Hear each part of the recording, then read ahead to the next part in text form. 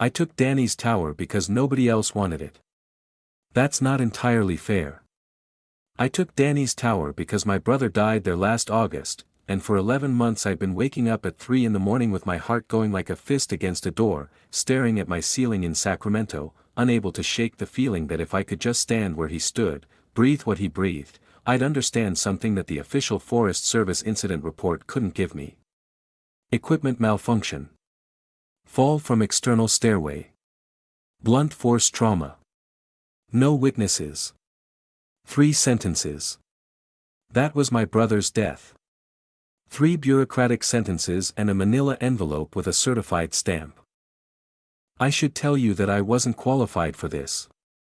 5 years pulling espresso shots at a cafe on J Street. My entire outdoor experience was one camping trip in college where I'd cried because a raccoon dragged off my sleeping pad in the middle of the night and I had to sleep on bare dirt. But the Forest Service takes seasonal fire lookouts on a year-by-year basis, and it turns out not many people rush to fill a posting where the last occupant fell 60 feet onto granite in the dark. When I submitted my application for Eldridge Tower, Tahoe National Forest, Plumas District, I got a callback within the week. I need to tell you about Danny, because none of this makes sense without him. Danny was 4 years older than me and he was everything I wasn't. Steady. Quiet. Sure of himself in that way that never asked you to notice it. He'd done 3 seasons as a fire lookout before the one that killed him, and he loved it with the kind of uncomplicated devotion that most people reserve for dogs or music. He'd call me at absurd hours, 2 in the morning, 4 in the morning, because time stopped meaning the same thing up there, he said, and he needed to tell me about the way the moonlight hit Grouse Ridge or how he'd watched a black bear teach her cubs to flip rocks in the drainage below the tower. I'd groan into my phone and tell him I had a 6 a.m. open and he'd say, "Bug, you gotta see this, just come up this weekend," and most of the time I did. Sometimes I didn't. The last time I didn't was July 19th, Japanese Breakfast was playing at the Ace of Spades. I'd had the tickets for 2 months. Danny asked me to come up that weekend, said the Perseides were going to be ridiculous from the ridge, said he'd make his camp stew, which was catastrophically bad, just canned beans and whatever wilting vegetable he'd found at the gas station on his last supply run, but he was so genuinely proud of it that eating it felt like a form of love. I said next weekend, Danny. I'll come next weekend. He died that Saturday night. Sometime between midnight and dawn, on a catwalk he'd walked 1,000 times, in a tower he knew better than his own apartment. Cole Brandt, the lookout at Hawkins Tower 4 miles east, tried to raise him on the radio at 5:45 a.m. for the morning weather check. No answer. A trail crew found him at the base of the tower just after noon. The concert was fine. I don't remember a single song. So. 11 months later. I'm standing in the cab of Eldridge Tower, 7,200 feet above sea level, and the view goes out in every direction like the world forgot to put up walls. Jeffrey pine, white fir, gray granite, and sky. So much sky that it stops being a color and becomes a pressure, something that leans on you. I'm thinking, this doesn't feel like a place where someone dies. It feels like a place where someone disappears and the world just closes over the gap. I want to correct something before I go any further, because it matters. People hear fire lookout and they imagine total isolation. One person on a mountaintop, cut off from civilization, slowly going strange. That's not how it works. You're alone in your cab, yes, 14 by 14 feet of solitude, but you're part of a system. Margot Espinoza ran dispatch out of the Plumas district office in Quincy, 40 minutes down the mountain by truck, and she was on the radio from 6 a.m. to 10 p.m. every single day, solid as a clock. Cole was at Hawkins Tower, close enough that on a clear night I could see his light through the binoculars. Trish Yamada had Indian Valley Tower to the south, and she'd been doing this for 4 seasons and had the kind of dry, unhurried humor that made the long shifts feel shorter. A seasonal named Dev had the 4th tower at Ridge Peak, quiet and a little intense, but reliable. Below us, there were ground crews, patrol trucks, volunteer fire departments, a whole web of people whose job it was to keep the forest from burning and each other from falling apart. The Forest Service had cell repeaters on some of the ridges, so I even got spotty cell service if I stood on the north edge of the catwalk and held my phone at exactly the right angle. I'm telling you this because what happened wasn't a story about isolation cracking a lonely mind. I wasn't alone. I wasn't losing it. Other people heard what I heard. Other people saw what happened. And that's what makes it worse, because if it were just me, if I could write it off as grief and guilt and too many sleepless nights, I could live with that. I could medicate that. I could sit in a therapist's office and say, I was hearing my dead brother's voice on the radio, and she would nod and we'd talk about grief responses and auditory hallucinations and I'd go home with a prescription and a follow-up appointment. I can't medicate what actually happened. It's been 4 months since I came down from the mountain. My hands are shaking right now. They've been shaking since I started writing this. I want to tell it anyway. I need someone else to carry it for a while. The radio in the cab was a Motorola base unit, old and heavy, bolted to the desk beside the Osborne fire finder. 12 channels. Channels 1 through 4 for inter-tower communication.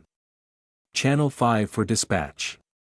Channels 6 through 8 shared with CAL FIRE and the local volunteer departments. Channels 10 through 12 were backups, rarely used. Channel 9 had been Danny's designated lookout frequency. After his death, it was pulled from the rotation. Nobody was assigned to it. The channel still existed on the radio, you could turn the dial to it and hear the soft hiss of empty air, but nobody had any reason to transmit on it. It was a dead channel for a dead man. I'd been at the tower for 13 days when it happened. Late afternoon.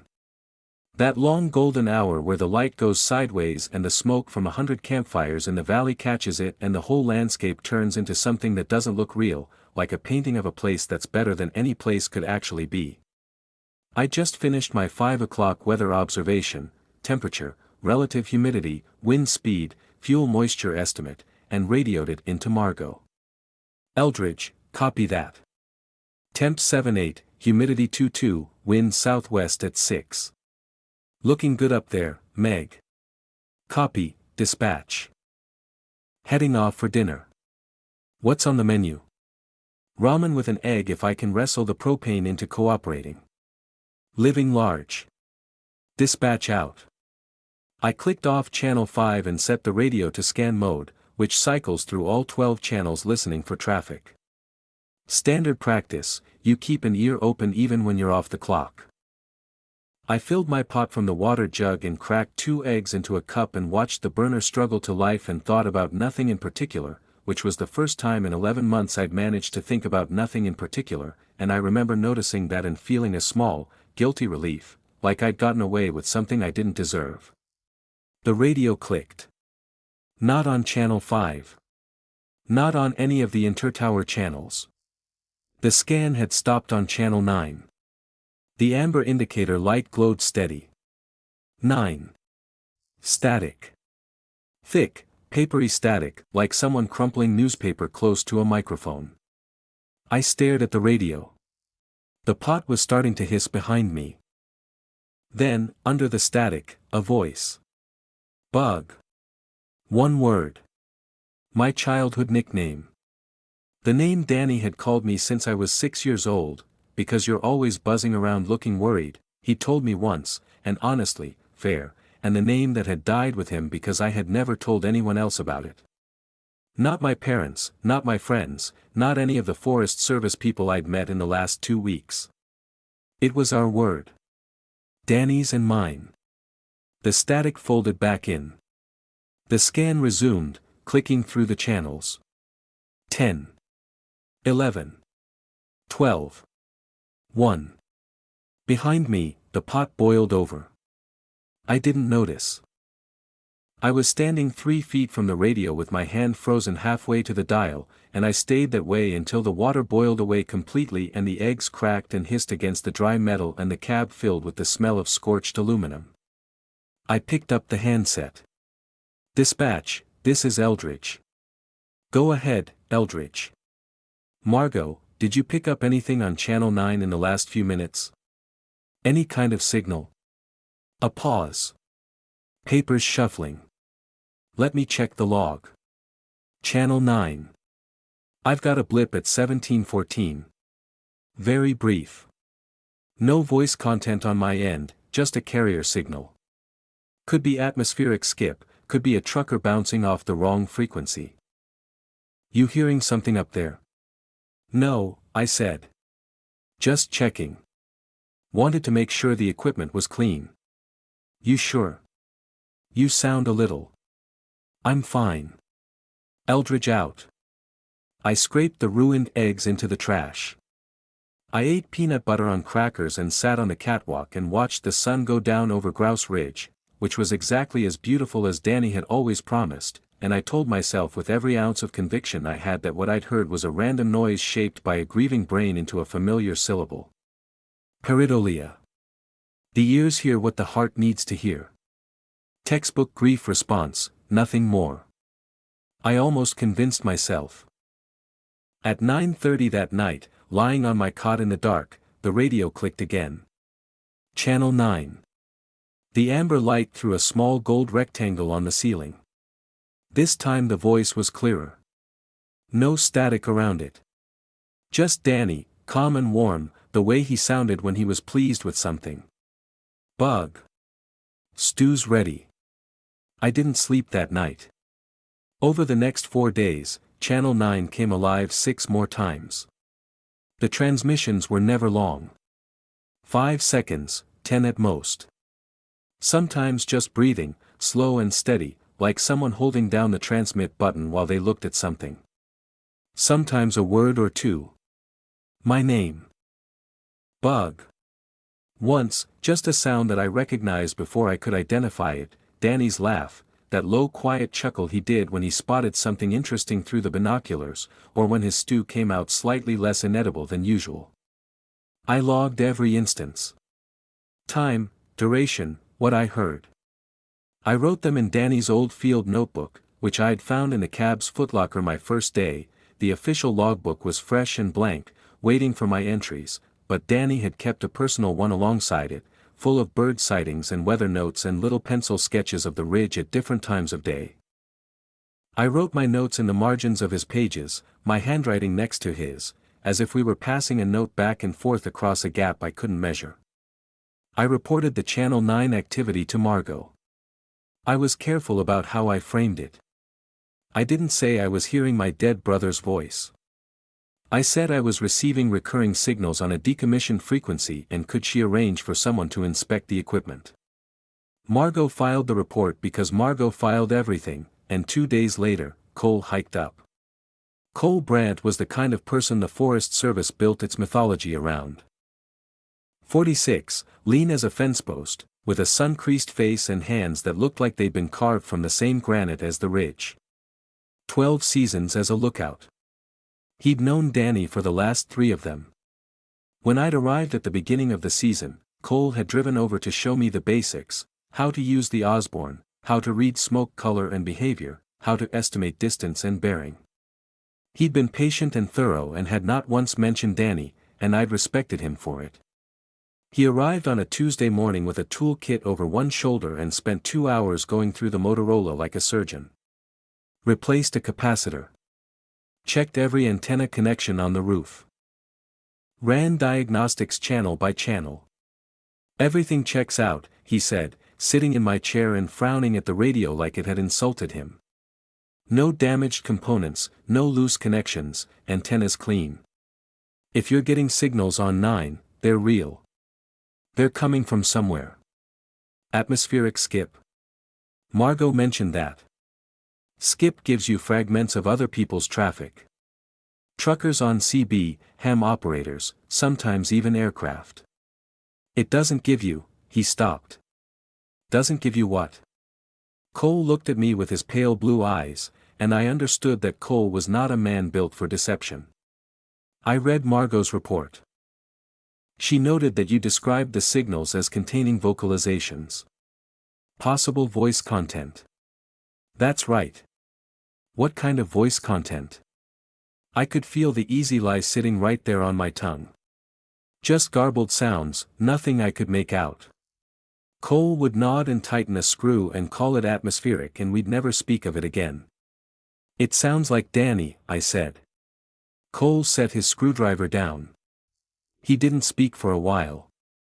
Outside, the wind came up and the tower swayed on its steel legs, a gentle rocking motion you stopped noticing after the first few days, like being on a very slow boat. "How sure are you?" he asked. It called me Bug. Something happened to Cole's face. A crack appeared, brief, structural, the kind of fracture you see in a dam wall before the concrete seals back over it. Then it was gone and he was himself again, steady and weathered. But I'd seen it. Cole. Danny was hearing things on the radio before he died. He said it quietly, the way you say things you've been carrying too long. He told me about it maybe 2 weeks before. We were on Channel 3 after the evening check, just talking, and he said he'd been picking up signals that didn't make sense. Not on one channel, on several. Fragments. He said it sounded like someone trying to talk to him through a thick wall. He could tell there were words, but he couldn't make them out. "Why didn't you report it?" "Because he asked me not to. And because," he picked the screwdriver back up and turned it in his hands. "Because I thought he was tired. Late season, 100-degree days, smoke in the air, everybody hears things by August. The wind starts to sound like voices. The static gets patterns. I've had it myself." I told him to take a few days, drive to town, eat a real meal, talk to real people. He said he would. And then he fell. And then he fell. We sat with that for a long moment. Down in the drainage, a Stellar's J screamed its sharp electric note. "You think I'm hearing the same thing Danny heard," I said. "No," Cole said carefully. "I think you might be hearing something different. Danny said he never heard words. He heard tones, rhythms, he said it was like music that didn't have a melody. You're hearing words. You're hearing your name. His name for me. Right. Which means either this radio is pulling some very specific interference out of the atmosphere, or something is talking to you. Something that knew your brother." That was the moment it stopped being an equipment problem. I made coffee. Cole accepted a cup. We sat on the catwalk drinking it and watching the afternoon haze settle into the valleys like a slow exhalation, and Cole told me things about Danny's last weeks that I hadn't known. Danny had been different, Cole said. Not in a way that raised alarms. He'd filed his reports, done his observations, maintained his protocols, but the texture of his radio conversations had shifted. He'd ask Cole questions that didn't fit. "Do you ever get the feeling the trees are listening?" Danny had said one night, and Cole had laughed and told him to get some sleep. Danny had laughed too, but Cole realized later that Danny hadn't been joking. Cole was mid-sentence, something about Danny asking whether fire moved the same way every time or whether it sometimes chose its path, when the radio inside the cab clicked. Channel 9. The amber light. And then Danny's voice, clear as spring water, without a trace of static. "Cole. You should have listened." I watched Cole's coffee cup slip from his fingers. It hit the catwalk grating, bounced once, and fell 60 feet to the rocks below. Neither of us watched it fall. We were both staring through the open cab door at the green glow of the channel indicator. Danny's voice. Not a fragment, not a syllable dressed up in static. A complete sentence, spoken in the calm, warm tone of a man who'd been dead for 11 months and had something he'd been waiting to say. Cole gripped the railing with both hands. His knuckles went white as bone. "That's not possible," he said. "I know. That was Danny. I know. That was Danny, and he was talking to me." His voice was different now. Not the steady, unshakable Cole I'd come to rely on. He sounded like a man who just watched the floor of his house turn to water. He said my name, Meg. "I know. He's been saying mine for a week. Cole stayed another hour. We didn't talk much. He checked the radio one more time, methodically, as if the answer might reveal itself on a second pass. It didn't. When he left, he told me to call him if anything happened that felt dangerous. Not strange, he said. Dangerous. I promised. After that, things changed. Not the way water boils, with a slow climb to a single event. More like the way ice cracks on a lake, sudden fractures spreading in a dozen directions at once, none of them related, none of them following the same line. 3 days after Cole's visit, I was doing my morning sweep through the binoculars, clockwise, 360 degrees, scanning for smoke. I spotted a column rising from the drainage below Snow Mountain, maybe 2 miles northwest. Thin gray, probably a quarter acre, no visible flame. I called it in. Margot dispatched a ground crew. Standard procedure. This happens a dozen times a season. The fire moved wrong. I watched it through the binoculars for 20 minutes while the crew mobilized. Fire follows rules. It chases fuel. It obeys wind. It runs uphill because heat rises. This fire was in a drainage that should have funneled it northeast with the afternoon wind. Instead it went south. Then west. Then it turned and pushed north, straight uphill through green timber with adequate moisture, trees that should not have been burning. It moved like something pacing a cage. The ground crew arrived and found nothing. No flames. No heat. Just a rough circle of scorched brush about 50 feet across, stone cold, as if the fire had been out for hours. But I had watched it burning actively 10 minutes before they reached it. Margot had the smoke column on the district's fixed camera system. It was real. It happened. It just didn't leave evidence that matched what we'd all seen. The crew chief blamed a spot fire from a lightning complex 20 miles east. Unlikely but not impossible. I let it go. I was getting good at letting things go. 4 days later, Trish called me on Channel 2 to compare humidity readings. Her instruments were giving her numbers that seemed low and she wanted a cross-reference. We talked for 5 minutes. Normal Trish, measured, a little wry, comfortable in the way that people get when they've spent enough seasons in small rooms with big views. I signed off at 2:15. At 2:47, Trish called back. Meg, what time do you have? 2:45. Why? I just signed off with you. That was half an hour ago, Trish. Silence. Then, in a voice I hadn't heard from her before, thin and very careful, that's not right. I hung up and looked at my watch and it said 2:15. I put the radio down and picked up my binoculars and looked at the south ridge and then I looked at my watch again and it was 2:47. Nothing happened in between. I didn't doze off. I didn't zone out. I was just looking at the ridge. And then 30 minutes were gone. I asked if she felt dizzy, if she had a headache, if she'd eaten. Yes, yes, yes. She was fine. She just couldn't account for half an hour of her life. I told Margot, who checked on Trish by phone. Physically fine. No medical explanation. I tried not to notice that Trish had lost her 30 minutes immediately after talking to me. Then Dev, quiet Dev at Ridge Peak, called Margot with his own report, and I only heard about it secondhand. During a routine check on Channel 4 that morning, he'd heard his own voice on the radio. Not an echo.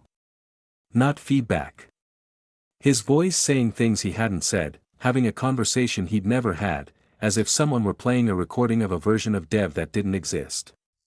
He was rattled enough that Margot offered to send someone up. He declined. But he'd filed the report, and the timestamp was 11:02 a.m. At 11:02 a.m., I'd been on Channel 4 doing my own weather observation. I started keeping a separate log. Not in Danny's notebook. In a spiral bound I'd brought from home. I wrote down every anomaly with times and dates. The Channel 9 transmissions. The fire that paced. Trish's missing 30 minutes. Dev's impossible echo. I laid them out on the desk side by side and looked at them the way you look at those optical illusions, the ones where you have to let your eyes go soft before the hidden shape emerges. The hidden shape was me. Every incident lined up with my radioactivity. Every anomaly occurred during or immediately after I transmitted. When I was off the radio, eating, reading, sitting on the catwalk watching hawks, nothing happened. The forest was a forest. The radio was a radio. And during the 4 days I'd spent off the mountain on supply runs to Quincy, Cole covering my observation schedule, the network had been dead silent. Quiet as a church, Margot had told me both times. Cole was bored stiff. 13 days on the mountain. 7 anomalies. 4 days off the mountain. 0. The math wasn't subtle. Cole came back on a Friday evening. He brought a 6-pack of beer, which was technically a violation and practically a tradition. We sat on the catwalk with our boots dangling through the grating and drank and watched the shadow of Eldridge Tower stretch east across the slope like the hand of a sundial reaching for something it would never touch. "I need to say something," Cole said, "and I need you to let me finish before you respond." That's a hell of a way to start a conversation. Meg. He set his beer on the grating. The radio transmissions. The fire. Trish. Dev. I've been going through it. Every single event tracks back to you. I know. He looked at me, surprised. You know. I've been logging it. Every anomaly correlates with my transmissions. When I'm off the mountain, nothing. I'm not stupid, Cole. I never said you were. So what are you saying? He was quiet for a while. The wind came through the pines below us, and it sounded like distant applause, like an audience too far away to see. I'm saying Danny might have had the same effect. Whatever he was hearing, those tones, those fragments, maybe that was the mountain responding to him the way it's responding to you. And maybe it accumulated. And killed him. I don't know. But something happened at this tower that the Forest Service can't explain with a loose handrail bolt. I finished my beer. Opened another. The light was going amber and the first bats had appeared, stitching the air above the canopy in quick dark loops. The thing Cole didn't understand, the thing I couldn't explain to him, was that Danny's transmissions on Channel 9 were getting clearer. Not just words anymore, full sentences, delivered in my brother's voice with the easy cadence I'd grown up hearing across kitchen tables and phone lines and late-night catwalk conversations. 2 nights ago he'd said, "Ridge looks good tonight, Bug. You'd love this sunset." And I'd stood at the window and watched the light go pink and gold over Grouse Ridge, and it had been beautiful, and I had felt, for the first time since the manila envelope with the certified stamp, like my brother wasn't entirely gone. The horror and the comfort came from the same place. I didn't know how to separate them. I wasn't sure I wanted to. "You should leave," Cole said. "Put in for a transfer. Tell Margot you need personal time. She'll understand. And if the phenomena follow me, then we'll know something we didn't know before. Danny's talking to me, Cole." He looked at me. Not with pity. Something more tangled than pity, guilt, maybe, and recognition. He'd lost a friend. I'd lost a brother. We were both sitting on different sides of the same wreckage. Danny is dead, Meg. I know that. I know. But something is using his voice to tell me things only he would know, and either it has access to Danny's memories, which is one kind of terrifying, or some piece of Danny is actually in there, which is a different kind entirely. And I'm not ready to walk away without knowing which one. Cole didn't argue. I think he understood that this wasn't a decision I was making with the rational part of my brain, and he respected me enough not to pretend otherwise. He finished his beer, told me again to call if anything turned dangerous, and hiked back to Hawkins in the last blue light of dusk. That night, Danny's voice came through one final time. Calm. Clear. No static at all, as if you were standing in the room. 37.815, negative 120.492. Go there, bug. Coordinates.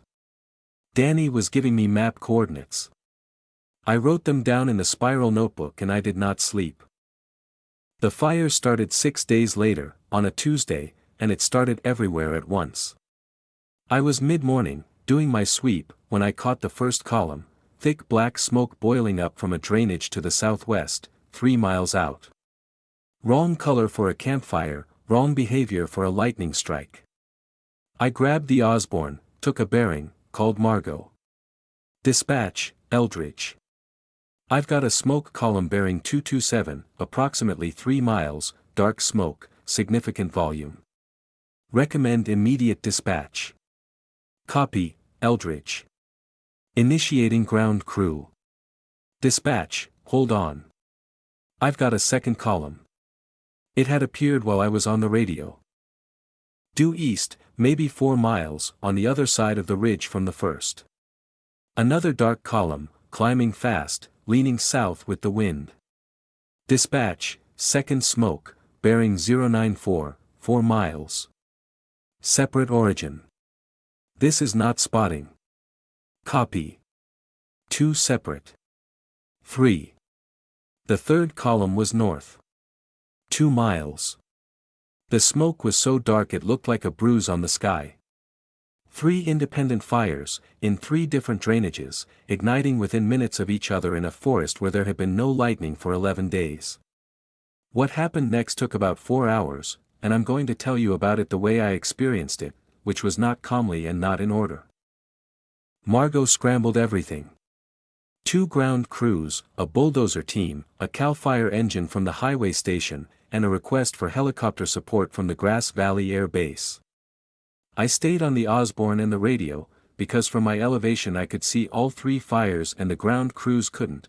They were down in the timber, navigating by GPS and smoke smell, and they needed someone telling them what the fire was doing in real time. The fire was doing things fire doesn't do. The southwest front, which should have run uphill to the northeast with the prevailing wind, turned south. It drove along the contour of the slope like it was following a road, pushing toward the Ridge Road, the main evacuation route for 3 campgrounds and a summer camp facility. If it reached the road, it would cut off vehicle access from the west. The east front did the opposite. It climbed uphill but then split, sending one arm north and another south, pinching around a campground that was still being evacuated. I could see the CAL FIRE engine in the campground parking lot through the binoculars, tiny and red, and I could see the smoke arms closing around it like fingers. The north front came straight for the towers. I was relaying positions as fast as I could talk. Bearing, distance, rate of spread, direction of movement. Margot was routing the information to the crews. The system was working the way it was supposed to work. Then the radio started lying. Ground Crew 2, working the east flank, called in to confirm their orders. Dispatch, we copy retreat to Safety Zone Echo, bearing east. Confirm. Margot's voice, sharp, negative, Crew 2. I did not issue that order. Proceed north to the campground access road.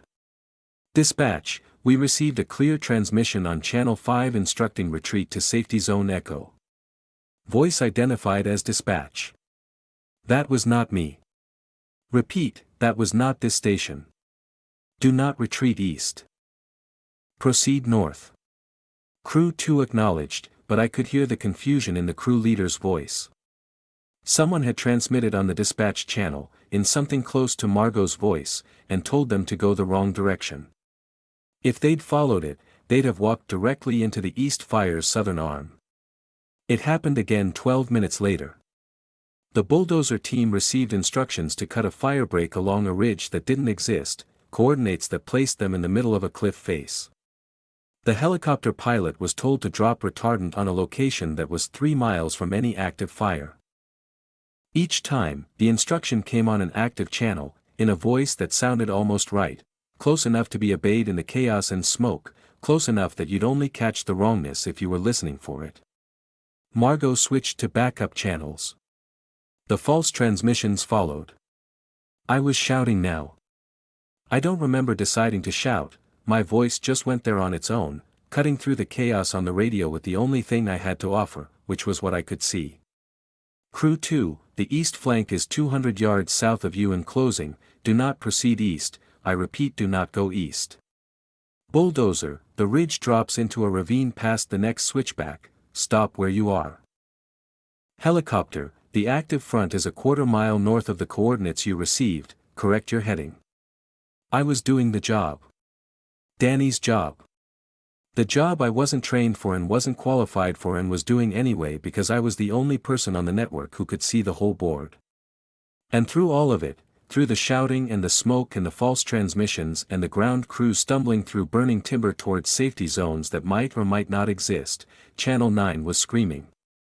Danny's frequency. Danny's voice. Not calm anymore. Urgent, insistent, the way he sounded when he was trying to get me to pay attention to something and I wasn't listening. 37.815, negative 120.492. Now, bug. Go now. The coordinates. The same ones he'd given me 6 days ago. I can't, I said to the empty cab, to the radio, to whatever was speaking in my brother's voice. People are going to die if I leave this tower. Now. Go now. Bug, now. I made a decision.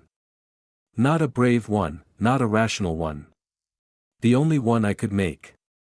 I keyed my handheld on Cole's private frequency. Cole, I need you to go to coordinates 37.815, negative 120.492. Right now. Meg, I'm monitoring the north flank. It's half a mile from my tower. Leave. Go to those coordinates. Please. What's there? I don't know. Danny keeps saying them. Cole, the fire is wrong, the radio is wrong, and I think those coordinates are connected. I can't leave the Osborne. I need you to go. A pause that felt like a year. I'm going. Cole went. I stayed. I relayed positions and headings and distances until my voice cracked and I tasted copper in the back of my throat. The southwest front reached the ridge road and stalled, circling on itself like a confused animal. The CAL FIRE engine got the campground evacuated and pulled out through a window in the East Fire's arms that was closing even as they drove through it. The helicopter found the real fire and dropped its load and it barely mattered. And then it stopped. All of it. At once. Like a switch flipped somewhere in the bedrock of the world. The southwest front collapsed. The east front died. The north front, which had been close enough to Cole's tower that I could see embers hitting his catwalk, went out. Not died down. Not ran out of fuel. Went out. The smoke columns thinned and went white, the lazy, disorganized white of a fire that has no heat left, and within 10 minutes, 3 infernos that had been threatening to overrun a town, a campground, and a network of fire towers simply stopped existing. The radio went quiet. Not silent, the normal quiet of an open channel with nobody talking. The false transmission stopped. Channel 9 went dark. The Motorola hummed its neutral hum and the wind made its wind sound and somewhere down in the drainage a bird called once and then thought better of it. I sat in my chair. I was soaked with sweat. My hands were vibrating against the desk with a fine tremor I couldn't control. Through the window, 3 thin columns of white smoke drifted up from 3 different points in the forest like question marks. Margot's voice came through, strained but holding. All units. Status check. Report in. They reported. Crew 1, safe. Crew 2, safe. Bulldozer team, safe. CAL FIRE engine, clear with all evacuees. Helicopter returning to base. No casualties. No injuries. No explanation. Then Cole's voice, on the private frequency. Quiet. Meg. I found something. Cole found Danny's cache at the base of a granite outcrop in a narrow ravine, about half a mile from the place where Danny died. A waterproof dry bag, the kind climbers use, wedged deep into a crack between two rocks and buried under a year's worth of pine needles. Inside, a spiral notebook, a headlamp with dead batteries, and a Ziploc bag containing a USB drive that turned out to be empty. The notebook was Danny's. I knew his handwriting, left slanted, cramped, with little pencil-drawn birds in the margins when he was thinking. The entries spanned about 6 weeks, from mid-June to the night before he died. Cole brought it to me that evening. The fire investigation was already underway, crews walking the perimeters of all 3 burn areas, drone flights, data collection. The official machine grinding forward. Cole sat in the other chair and didn't say anything while I read. Danny's notebook was not a dramatic document. It wasn't a confession or a warning or a map to buried treasure. It was the private record of a man trying to understand something that was happening to him, written in the plain and careful language of someone who knew he didn't have the vocabulary for what he was experiencing. The phenomena had been different for Danny. Where I heard voices, Danny saw things. Lights in the tree lean at night, not flashlights, not reflections, but sourceless glows that drifted between the trunks like slow-moving fish in dark water. Movement in his peripheral vision during the day, shapes that dissolved when he looked directly at them. Shadows that fell at angles that didn't correspond to the position of the sun. The radio came later for him, and when it did, it wasn't voices. Tones. Frequencies. Patterns that almost resolved into meaning but never quite crossed the line. He described them as music from a room I can't find the door to. But the core of what he'd figured out was the same thing I'd figured out. It correlates with me, he'd written in a late June entry. When I leave the mountain for supplies, everything stops. When I come back, it starts again within hours. And it's stronger each time. Whatever is happening, I'm the variable. Or the catalyst. Or the cause.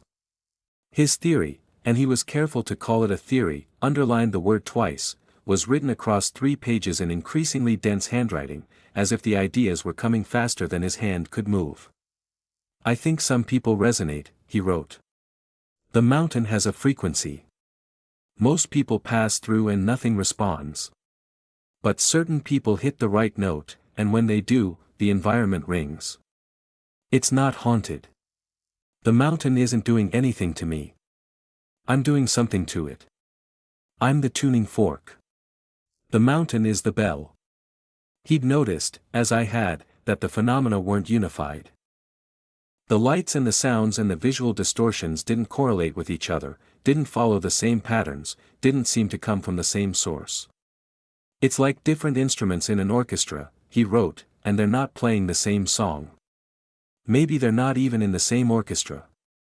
Maybe I'm just loud enough that everything within range starts vibrating. Danny's last entry was dated July 18th.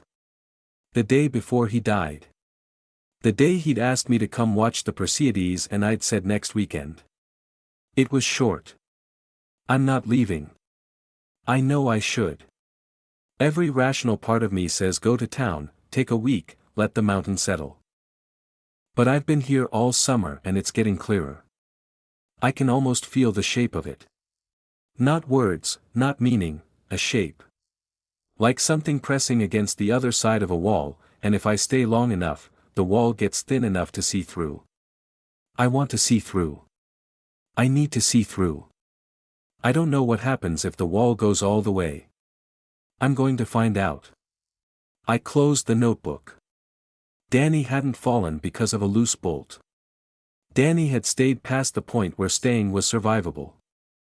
Whatever he'd been resonating with, whatever the mountain was doing in response to his presence, it had accumulated in him, in his nervous system, his perception, his body, until something fundamental gave way. The wall didn't thin. It broke. And Danny went through. The fall was what came after. I looked at Cole. Cole looked at me. And I understood, with a clarity that felt like cold water, that I'd been on this mountain for 25 days. That the phenomena around me were already more intense than anything Danny had described in 6 weeks of entries. That whatever frequency I transmitted at, it was louder than Danny's. That the wall Danny had spent a summer leaning against was already cracking under my feet. "I'm leaving," I said. Cole nodded. He didn't argue, didn't ask if I was sure, didn't point out that the investigation would want to talk to me. He just nodded and said, "I'll drive up tomorrow morning. Help you pack out." That night I sat on the catwalk one last time. The sky was clear and the stars were ridiculous, the way they always are at elevation, thick and swirling and close enough to make you feel like you could fall up into them. The forest below was dark and quiet and it smelled like pine sap and cooling granite and, faintly, smoke. Channel 9 was silent. I waited for Danny's voice. I sat there for 2 hours, radio on my lap, and I waited, and nothing came. The frequency was empty. Just the soft hiss of air moving through circuits. I don't know if the silence was a sign that it was ending or a sign that it was over. That the mountain had gotten what it needed, or that I'd made my decision and the decision had changed something. I don't know. I'm not going to pretend I know. Cole came at dawn.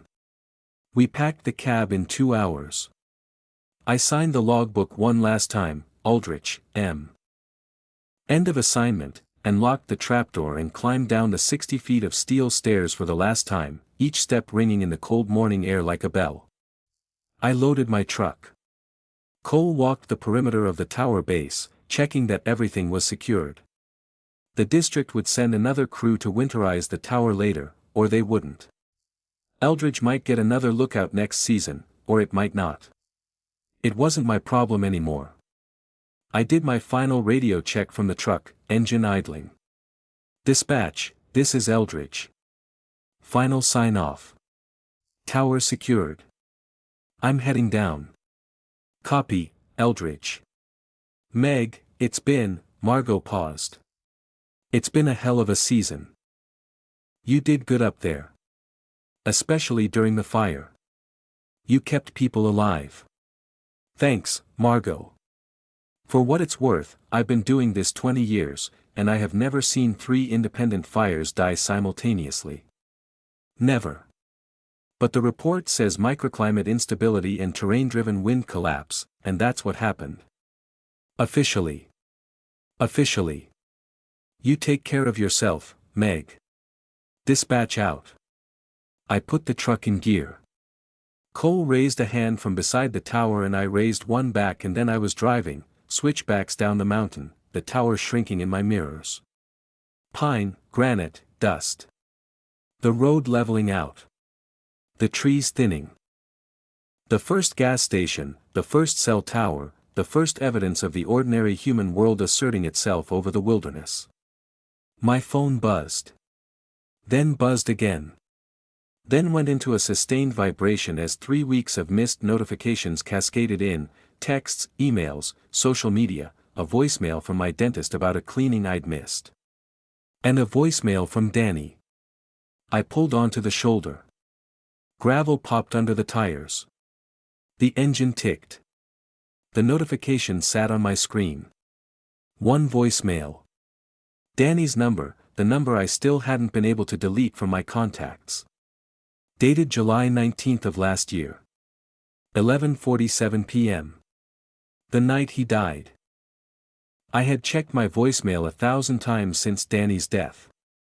I had scrolled through every call log, every text chain, every fragment of digital communication between us, searching for a last word, a last message, something I'd missed. His last text was from July 18th, "Bug, you sure you can't make it this weekend? Perseids are gonna be insane." I had that text memorized. I'd screenshotted it, backed it up, stared at it on nights when the grief sat on my chest like furniture. There had been no voicemail. There had never been a voicemail. There was a voicemail now. I pressed play. Danny's voice came through the phone speaker. Not the radio voice, not filtered through static and frequency and whatever the mountain did to sound. His real voice. His phone voice.